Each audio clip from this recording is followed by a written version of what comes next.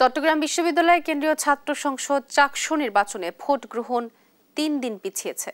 নতুন ঘোষণায় ভোট হবে আগামী ১৫ই অক্টোবর। নির্বাচন কমিশন জানিয়েছে, প্রচারণার সময়সীমা ও বিসিএস পরীক্ষার বিষয় বিবেচনা নিয়েই এ সিদ্ধান্ত নেওয়া হয়েছে।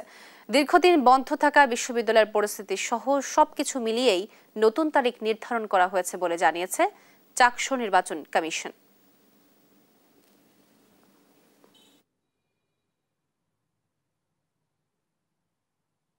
শিক্ষার্থীদের দাবিটাকে বিবেচনা করেছি। সেক্ষেত্রে আরেকটা বিষয় ছিল যে 10 তারিখে ঢাকায় বিসিএস একটা পরীক্ষা আছে, তো ওরা সেখানেও যাবে। এই সমস্ত অনেকগুলো বিষয় আমরা দেখলাম যে আমাকে বিশেষ করে কিছু স্বতন্ত্র শিক্ষার্থী যারা প্রার্থী তাদের বক্তব্য, স্যার আমরা যে আমাদের ২৭,০০০ স্টুডেন্টের কাছে পৌঁছাবো কয়টা দিন আমরা পাচ্ছি, ওরা পাচ্ছিল না সময়, তো সেই কারণে আমরা 3 দিন পিছিয়েছি।